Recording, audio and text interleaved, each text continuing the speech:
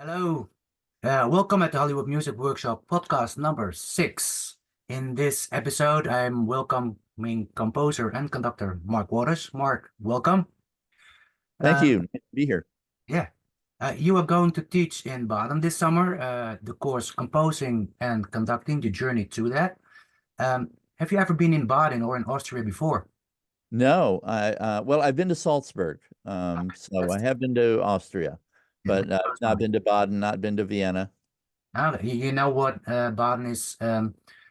Beethoven's residence was Yeah. Beethoven's residence for a few days. Yeah, so it's very nice, nice weather there, and there's a Beethoven house you can visit. So that's very I'm nice. looking forward to it. Yeah, great. So to start it off right away, what is your educational background? Because you're a composer and conductor. How do you come to that? And what did you start? Well, my education was not in conducting or composing. It was in saxophone. I was a saxophone major at the University of Southern California, graduated in 77. Did a little bit of grad work, but did not pursue it. Passed a semester and got into composing after I got out of school.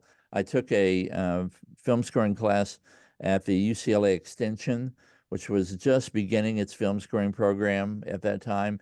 It's now a very highly regarded program now, multiple courses and a lot of talented people. But this was at the very beginning when it was taught by the man that created it, a wonderful man named Don Ray, who was a career music supervisor and staff composer at CBS and had worked on many of the classic TV shows from the 60s and 70s, Hawaii Five-O, The Twilight Zone, things like that. And um, it just it created a lot of excitement the way he taught and the way I learned, and slowly, ever so slowly over time, built up a career. It took about 8 or 9 years before I got my name on anything. That was I suppose that was where my schooling was during those periods. But it's not to say that, you're always learning. I think I didn't stop, I always considered every job I did going to school. So, I'm sure everybody would agree. You never know it all. But the those 8 years were very formative. It was very important for me to have those years in the trenches and learn how to do it, so that when I did get the opportunity, I was able to do it. I knew what I was in for. What were those trenches, so to speak, you in those 9? Because you said it's 9 years to you establish your name in the industry as a composer. Um, Mm-hmm. who were in those 9 years the people that inspired you or influenced you the most and learned from the most from? Well, but I mean, indirectly, this was a very magical time for if you were a fan of John Williams. I mean, I took my first film scoring class in 1981. Star Wars had come out the summer I graduated from college, and the 80s were a really vital time for some of the great scores from Jerry Goldsmith and Elmer Bernstein and John Williams, and it was when Hans Zimmer started his career and Tom Newman started his career and James Horner.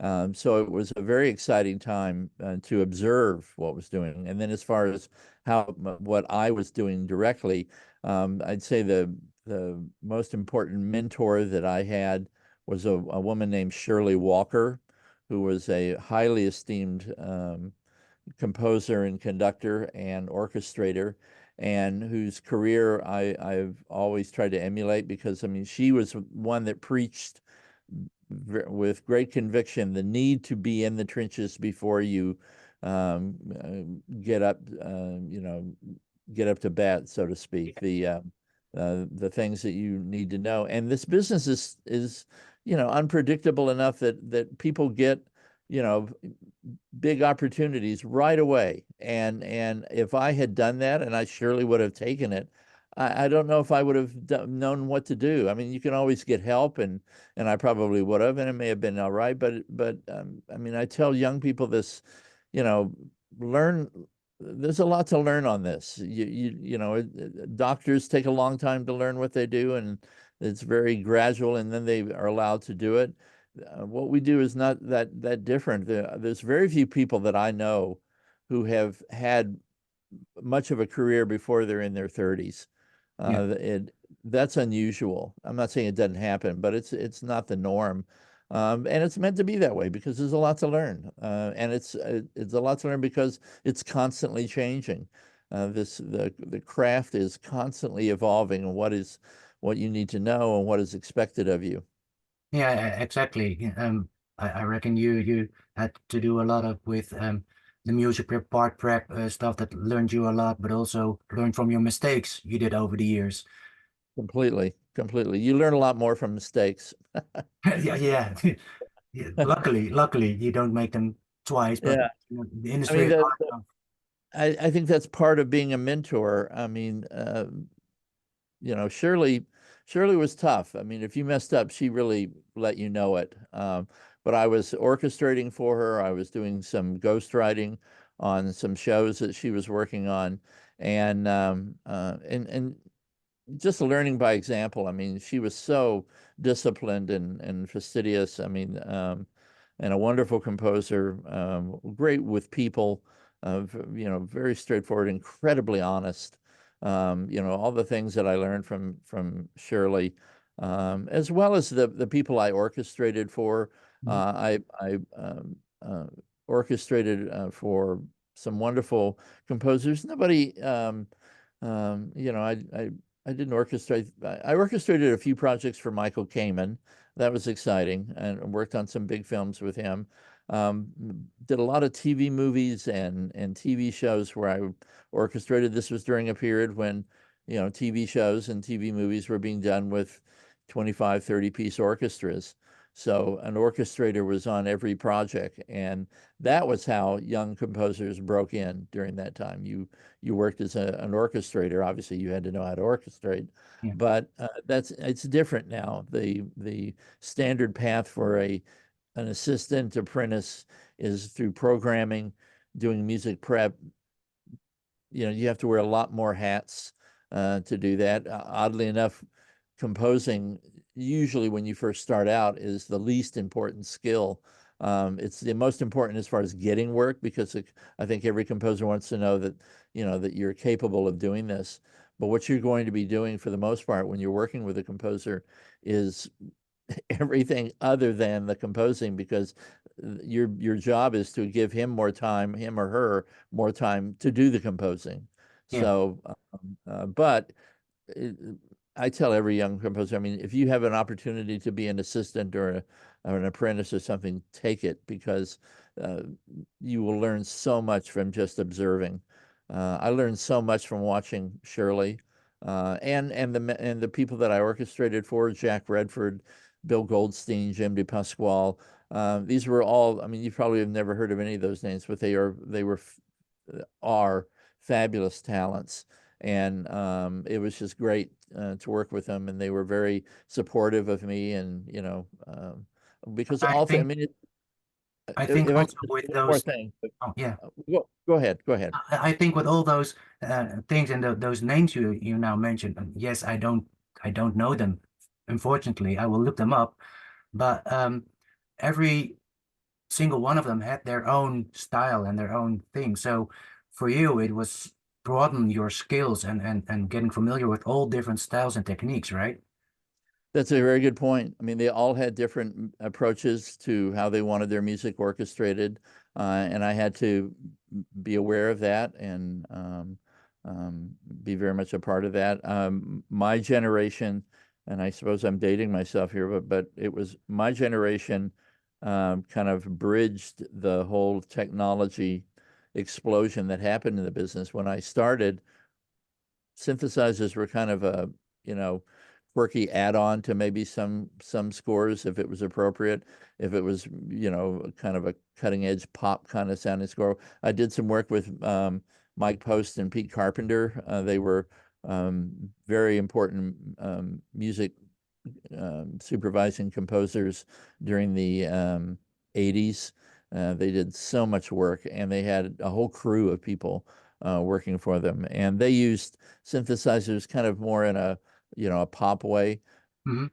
Whole advent of MIDI and composing into a computer and all of that happened during my career, and it that was a big challenge, a fun challenge, because I love the technology, but it required, if you were going to be in the business, you had to make a major change in how you did everything, how you composed, how you recorded, how you archived, how composed. Everything was changed as a result of that, and is still changing. Yes. So that's an important part of what we do. Being, I use the word elastic. You have to, don't get locked into, only one way of doing it, because guaranteed it will change. Yeah, yeah, definitely. And with all those knowledge and you have seen by composing and being in apprentices with and orchestrating for different composers, how did you come up with conducting Way from the Damn Stick? Well, I did a little bit of conducting in college, Okay. some college musicals and things like that. I in between the UCLA extension and getting out of college, I did some conducting musical theaters at various places in California. And then so when I started composing, it was just natural that I would conduct my own work. I had already, I was comfortable in front. It was not to say that I was any good at it. But this was definitely a learn on the job kind of thing. And I've always loved conducting. I'm very much aware of the type of projects that I'm interested in doing. I don't have a passion for conducting concert music. There's plenty of people out there that will bring new life to Beethoven and Mozart and Brahms. I don't need to do that, and probably because I was a saxophonist. I didn't grow up in that orchestral heritage. I was a classical saxophonist, so and I did a lot of work with orchestras. I was the go-to, one of two saxophonists with the LA Philharmonic, and over 30 years, probably did 100 concerts with them, with conductors such as Leonard Bernstein and Zubin Mehta and Michael Tilson Thomas, and Yeah. wonderful experiences. And that, again, taught me a lot. Every project I did, every time I got the opportunity to work with the orchestra, was a learning experience. Did And those people also influenced you in your view on your own composing by the way they rehearsed, by the way they colored stuff? I'm a big proponent of studying scores. I perhaps it came from my orchestrating background, um, partly then playing in orchestras and whatnot. So if you can sit inside an orchestra and while a great piece is being played, you know this because you're a conductor. The It's the best seat in the house, Okay. and it was just an incredible learning experience to be that close to it. And now, since I've started work, I always was good at, if I needed to study a particular type of music for a project I was working on, I knew how to do that. I knew how to, take a score apart, figure out what was in it, and but I usually did it like in a, okay, I need to do this spoof on Tchaikovsky. I'll study this piece, 16 bars. Okay, I got it. Now I'm going to apply it to this. Since I've been at Eastman, I've been teaching film music analysis and have been doing much broader, much larger chunks of music, and it's been great too. And I'm sure you're aware of this. When I was first starting out, the access to scores was non-existent. I mean, being able to get scores to great film scores was almost impossible. We traded them like baseball cards, like, hey, I've got these two Bernard Herrmanns. I'll trade them for a John Williams. Okay, yeah, I'll run them off, and the Xerox copies were terrible. They were, like eighth generation. You could barely read them. And now it has been really improved. I mean, thanks to companies like Omni Music and these that have been publishing full Residual. score. The Hal Leonard library of John Williams works are, incredibly valuable. And somebody once mentioned, they said, I wish John Williams would teach. And I say, he does teach. You just need to buy his scores, and everything you need to know about how John Williams writes is right there in those scores. Yeah, You exactly. know, Yeah. so so that's how I learn and continue to learn, and it's been great doing this on a college level. I mean, it has affected my composing now. Mm. I'm able to write, much more clearer. I don't have to search for ideas as hard because I know where to go to look for them based on, the knowledge of how voice leading works and how harmony works and counterpoint. Those things are still a part of music. Will We always be. It always will be. I mean, if you're good, and if you're writing the type of music, I mean, some things don't need it. I don't want to say that every score has to have that, certainly, but just like any other technical skill, I think it's very important to have. Yeah, and you mentioned Eastman College. You're the professor there over there. I reckon you learn as well from those students as well, as they are way more into the software engineering technology kind of stuff as you, because you had to learn it from scratch, and when it come up, they are just born with it, right? So they can teach Well, you as well. this is an ongoing thing. I mean, I could talk for hours about this, and because it's fresh in my mind because we're talking about it here at Eastman.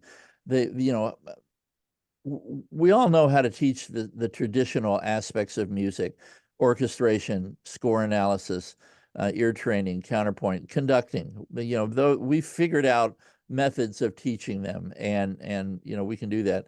But the technology, because it is changing so fast, to the best thing that I teach my students is what I said before: remain elastic, remain able to, oh, here's a new way to do that. Oh, now everybody is doing this. Oh, Mm. here's there's a new plugin that can do all these wonderful things. Great. Let's dive into that.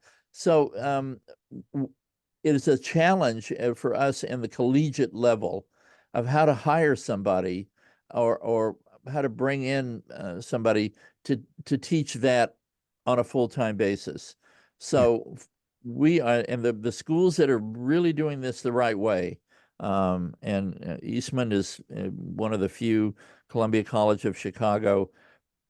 We're going to be bringing in people for like 3 weeks at a time and teaching, here's this software, and we're going to do that, because a lot of this, you don't need to study it for 2 semesters or something like yeah, that. And a lot of it is kind of like, well, here's this. If you think it will be a part of your writing formula, grab hold of it. And then it gets back to what we were talking about how to train to be an assistant, and because that's another thing that a composer is going to want from his or her crew yeah, is new technology, what's out there, anything that can allow the composer to compose more yeah, is what the everybody else does. So yeah, exactly. I just want to come back to a little bit on the conducting, because I read your bio, and very interesting. You've done ton of um, studios and big stages for media. So as you said, film, TV, even music theater. Um, how did you come up with conducting the Great Olympics, and most importantly, how by co-conducting the Academy Awards? well, the first, the Olympics, Yeah, I mean, that's it's a great. Oh, we should all write books about how we got gigs, because they're, the stories of how, this came and that came. I mean, it makes for interesting reading, I think.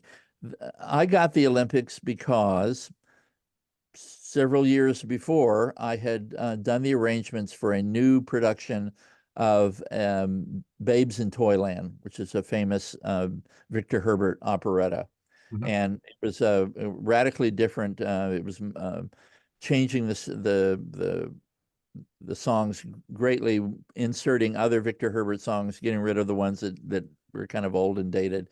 And then my arrangements were designed to not make them pop or anything, but to kind of freshen them up and make them, I kind of did a John Williams things on some of them, and it made the show. It was a wonderful show.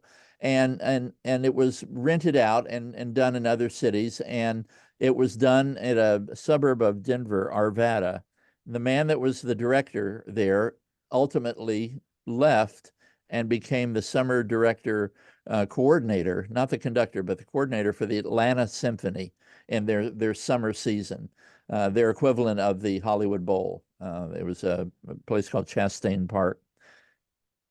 Trust me, I'm going to get back to the Olympics here in a minute. Yeah, yeah, yeah. He and they, the Olympics were in Atlanta. He happened to be at a party where the producer, the man that had been hired to produce the opening and closing ceremonies. This was a party that was being hosted by the Atlanta Symphony, and he was there, and he was chatting with this person that had conducted the show. And the producer started talking about, hey, that, well, I think we're going to need a different type of music director than we normally use. We're going to need, there's a lot of storytelling. We're going to need somebody that can really tell stories and create images with music. It's not going to be just arranging. And Mitch Gershenfeld was his name. He said, well, I did this production of Babes in Toyland, and this wonderful, charts that were done by Mark Waters, and you might want to call him. So I got a call out of the blue to just come to Atlanta for 4 days of meetings exactly 1 year before the Olympics, Okay. because this was all live. This was not done in a film studio. So they Okay. wanted to see what the lighting was like, what the temperature was like.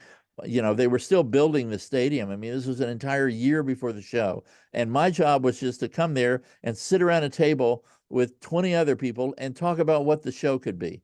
I mean, it was just amazing. The two creators of Cirque du Soleil were there, film directors, lighting directors, choreographers, everybody were there. And we just threw out ideas. And I think back on it now, I can't believe I was that I wasn't intimidated, but the vibe that was there was just like everybody's idea is valuable. And so I think I made enough of an impression that about a week after I got back, I mean, I got back, I thought, well, that was fun.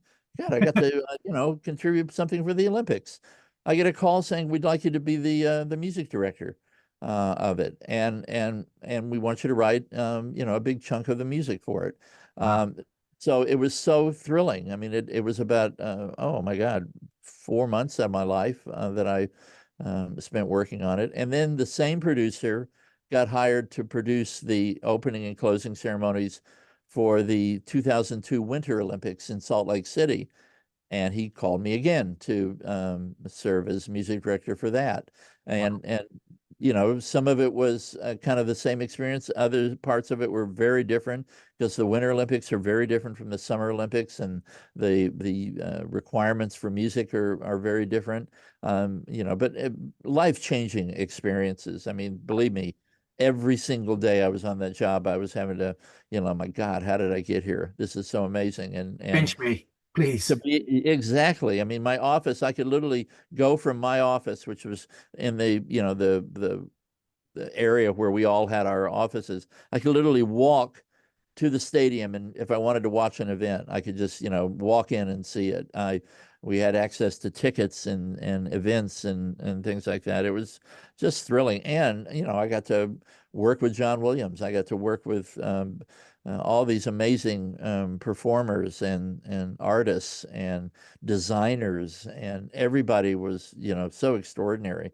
So that led to almost directly to the Academy Awards, because the year I did the worked on the Academy Awards was a few months after the Winter Olympics, and John Williams, he worked on every Olympics. He's written four wonderful themes for the Olympics, and that year he did a great one for the 2002 Winter Olympics, Yeah. and he utilized the Mormon Tabernacle Choir for it. It's called The Call of the Champions. It's on Apple Great Music. choir, by the way. Oh yeah, oh yeah. Oh man, they're 300, awesome. 300 plus singers. But anyway, this is kind of a funny story. Um, I get a message. This is maybe 2 weeks after the Olympics, and I'm back home. I get a call or a message on my, on my message service. Hi, this is John Williams. If you wouldn't mind, give me a call. I'd like to talk with you about something. And I knew that it was somebody playing a joke on me. I just knew because I have friends that are demented enough that they would do something. So I didn't call. I didn't call back. And a day later, I don't think John's used to people not calling him back. A day later, I get another message saying, this is John Williams, and I do wish that you would at least call and respond to my phone calls. So thank you very much. And I immediately, called him. Oh my God, John, I'm so sorry. Yeah. Too. And he had been hired to conduct the Academy Awards, but he had already done it 4 times. And I think the reason he wanted to do it, one, it was the first year that they were having it in what was then called the Kodak Theater. This was a theater that was built specifically for the Academy Awards. So he thought, well, this will be important enough that I'll be the music director for the first year they do it. Also, he wanted to work with the producer, Laura Ziskin, who was a big time film producer, and he wanted to work with her, but he didn't really want to do everything Oh, that's required of it. yeah.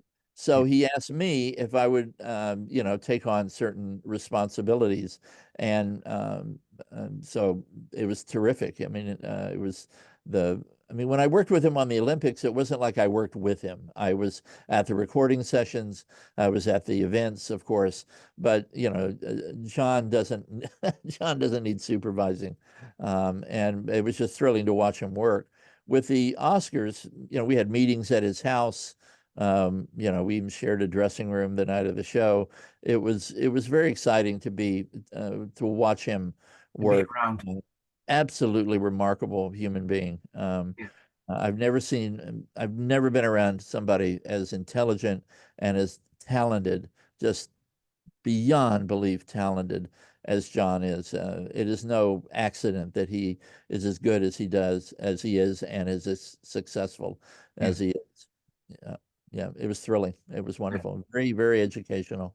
Yeah, and great stories as well. So everybody Oh, loves I mean, these and stories. I think getting back to what this summer is going to be. I mean, a big part of my teaching is, I look at teaching as, yes, here's how to do this, and here's how to do that, and put that here, and these go together like this.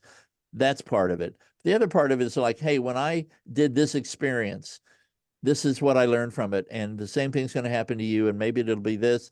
This is how I would handle it if you get the opportunity, because there are certain things that do not change. No, You're and there are a lot of things that you know and all the other lecturers know that are not in no other book ever written. absolutely not. I mean, there's so many books out on film scoring, and I don't want to be rude. I mean, I'm sure that they're very important and they're valuable. The problem with books is, again, everything changes. I mean, you can write a book and 2 years later it'll be out of date. Yeah. So, I mean, I think that's why a lot of my relationship with my students at Eastman are very personal relationships. I share stories. I talk about failures. I talk about mistakes. I talk about not just my mistakes, but I mean you know so Yeah. and so did this, and I don't know if it was the right thing to do, and I was surprised that he or she did this, and you know a lot of examination and study and talking amongst ourselves, because this is a business too where this rarely is there only one way to do it. And my philosophy of teaching, and I learned this from Don Ray, the man that I mentioned earlier, the UCLA Extension, it was very much like a forum, a master class kind of thing. We all shared ideas. We all, somebody would play a piece of music that they had written, and we would all comment on it and offer opinions and ask questions about it. And I instill that in my students that, there are no secrets. There's plenty of time for you to be competitive when you get out in the real world. Right now, everybody helps everybody, and it's one of my favorite things about teaching is seeing that collegial aspect start up with every new class. Yeah, I totally agree with that when I teach and then when I'm even in front of the orchestra and I also you learn from each other. Music making is something nobody's doing by himself, but you're doing it by everybody. Everybody's making the music. And within the Absolutely. orchestra or whatever, every part is important. Even the music prep part of the printing. So coming to that, you mentioned the students and your way of teaching. Could you tell us a bit more about what your plan is for the summer in Baden? Well, it I'm going to see if I can cram into 4 days um, a microcosm of everything that I know and teach, and obviously it's going to be um, fast and furious and whatnot. But I mean, I think I want to be able to leave with the students a sense of these are the things I think are important.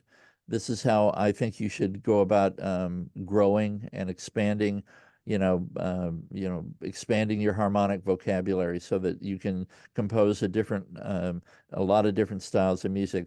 The composers that last long in this business are the ones who are able to do that have a big bag of tricks as far and that they know how to expand that. The composers that I only know how to do this one type of music, and it'll be well, that'll be great while it's popular, and Mhm. then you better learn something else. So that kind of thing. The conducting, I mean, we're not going to have the time to have like a real conducting class and have players and everything, but we're going to talk a lot about conducting. We're going to talk about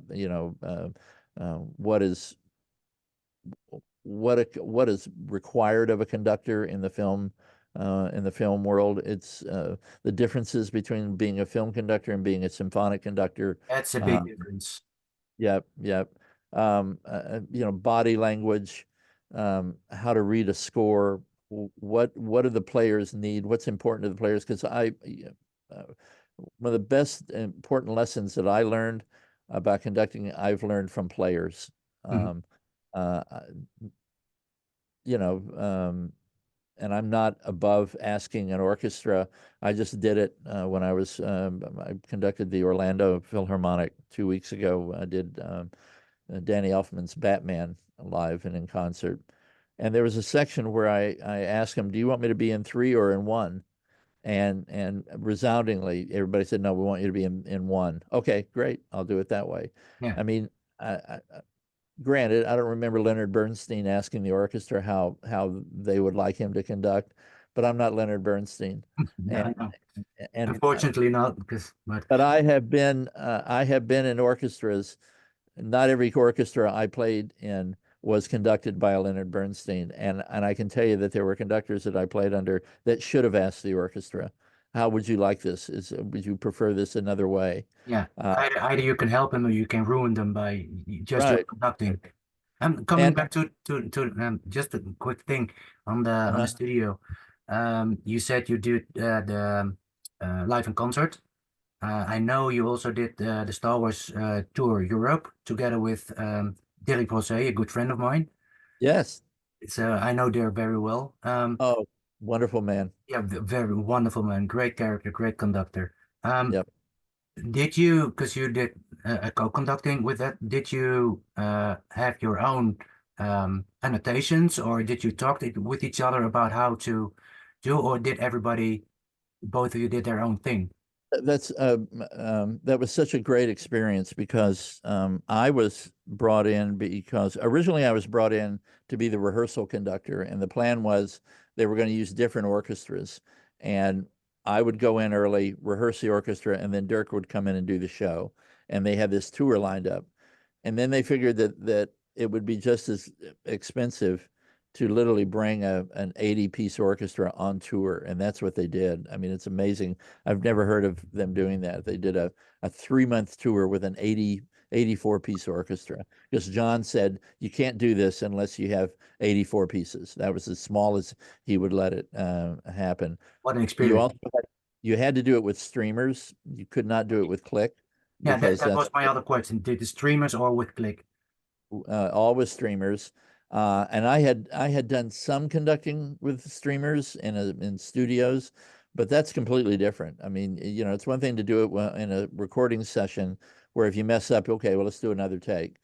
It's another thing to do it live. So the first month and the third month were going to be Dirk. Um, I was going to do the middle month because he was engaged elsewhere. So when they started the tour, um, it happened to be in Southern California, so I was able to go to all the rehearsals and see the first few shows, and they were kind enough to let me travel with the tour for like the first 2 weeks. Oh, wow. And I took videos of Dirk, the way he did it. I just poured over them, spent hours doing it, practiced, oh my God, just hours and hours and hours to learn it. And it wasn't like I just walked in and did it. There was not a pause in the tour, and we did several rehearsals for me to get up to speed. No, I mean, Yeah, San Jose, boom, I was on really. and Come did in, it. go. It was trial by fire, but the show was very exciting, and the thing was that that show was a collection of John Williams cues. It wasn't doing the whole movie. Okay. Few years later, well, several years later, I did the whole movie. The first time I did it, and this was the first, what I think of the first Star Wars, A New Hope. I did it in Singapore, and I did it with a click that they had added a click track to it, and I did it with a click, and it was challenging because John doesn't write to click, so the score was not a click was added after the fact, and there are right and wrong ways to do that. There are ways that you can do it and make it much easier for the players because if you've got two cues that are completely different tempos and they just stick them together, and if you don't know how to do this, you just have one click go right into the next one. When there's ways that you can create a transition bar and whatnot, and the audience is hearing exactly the same thing. It's what the musicians are hearing, and it makes it much easier for the conductor and the musicians. They didn't do that, so it was very challenging. Then I did it just recently. I did it in early January with the Rochester Philharmonic, the orchestra, the wonderful orchestra that's here in Rochester. And I foolishly said, I'll do it without click because they said some people do it without click, some don't.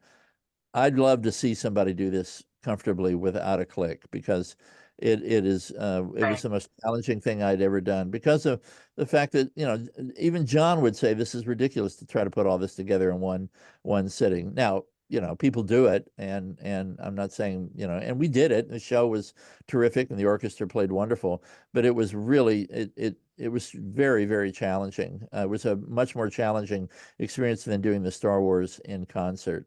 Batman, I just did in Orlando, was originally done to click. A much more logical show to put together. We did La La Land here at Eastman a few months ago. That was all to click. Yeah. But the challenge to that, if we can just talk shop here for a minute, the challenge of La La Land was that there's a lot of on-screen piano. Ryan Gosling's character plays piano, and all of that is played live by the pianist in the orchestra. And a lot of it is just kind of free. He's not, really trying to play to a tempo. And the click was all over the place, and very, very challenging for the player and for the conductor. But really fun. It's a really fun score. We had a great time with it. I Great look score. forward to doing it again. In your classes, you were probably will give out assignments. Is there a way of, do you know already what kind of assignments, and is there a way of for participants to be That's a prepared, good get point. prepared for them? I would like to be able to contact the students before the 4-day seminar. Yeah, Um, I, I I don't think there's going to be really time for people to, get an assignment on the first day and then I hear it on the second day. I don't think there's really going to be. So I think what would be better would be if I was able to contact the students, say 2 weeks before the seminar starts, and give them an assignment then, and then we can use the time in the seminar to evaluate this and examine the dramatic dramatic interpretation, the quality of the production, the integrity of the composition, alternate ways of doing it, and it's I find it very helpful when several people do the same scene and you can examine what each person did. And I've got some scenes that I've had numerous classes do, and every year somebody does something that I've never seen before that works brilliantly. And know that. that's where you learn. And I'm like, God, I've never even thought of doing it that way. And it suddenly something is appearing on screen, or some transition is happening in the picture that you never noticed before because somebody wrote something that didn't exist before. Yeah, It's very exciting. So it would be great if we can do that. I know that some people probably may not register until right before. So we'll do our best to make that happen. I suspect that a lot of the 4 days is going to be a lot about discussing and sharing ideas, and what do I mean, that's the beauty of having the internet. And I'm going to be bringing a bunch of my materials with me, my film and scene collections, my score collections. I'm going to be bringing as much as I possibly can to share with everybody, and to we'll do some analysis, so right. that the analysis. I can't do the analysis class the way I do here at Eastman, because that's 14 weeks. But I will talk about the technique involved and how you do an analysis, And and what do everybody you can take that home and, you know. exactly. Then you learn those rules, and then you can apply it uh, And by to the way, behind me is your class. This is how your class looks like. The classroom. oh, wonderful. All right. All right, everybody. This is where we're going to be. Yep. You got That's exciting. Yeah, great the screen piano, you there. got the big beamer, you got audio, you got everything. Fantastic. Yeah. Fantastic. Yeah, and that piano in the background there. Yes. Yep. Baby grand Terrific. piano. Wonderful. Yeah. So, yeah, I'm looking very much looking forward to that. I think it's a good idea to give out, if possible, give out the assignments in the early stage so people can already work on it in their own environment, in their own library, in their own, Right. you know. And also, as you mentioned before, score study. So, in my opinion, much underevaluated, well, appreciated, but also it's so much. Well, the assignments that I do in the film music analysis class that I do, and it's a really fun class. I mean, we'll take a cue, like a Bernard Herrmann cue, and we'll do an analysis of it. And then I will make an assignment of write a 30-second piece of music in the style of this. So utilizing the harmonic language that Bernard Herrmann used in, whatever movie, and create something, because Danny Elfman said Bernard Herrmann was the biggest influence that he had, and Jerry Goldsmith. Jerry Goldsmith said that Bernard Herrmann was a huge influence on him. So it's handed down from generation to generation of how to employ these. It's not to do a regurgitation of, we're not mimicking Bernard Herrmann. John Williams, I mean, you can hear in his work the amount of score study that he has done. And you can hear it in so many of his scores. I can tell you the pieces that he studied Yeah, yeah, me to too. write that. Yeah, and is he ripping them off? No, he's not ripping them off. He's gotten inside, he's cracked the DNA of that particular piece, and now he takes that and explores it with his own creativity. Yeah, he uses their language with different colors. Exactly. Yeah, And to a different scene, a different yeah, set of emotions. yeah, exactly. Well, I think that it looks and it sounds very, very much interesting, and I'm happy to be part of that as well because I'm sitting I'm in. so looking forward to it and getting to know the wonderful faculty and administration of the workshop. It's so highly esteemed and I'm so honored to be a part of it. We're honored to have you on our roster this year, and as I said, I'm very much looking forward. And for those who haven't enrolled yet and think, "Wow, Mark, I need to learn from you. I want to know more."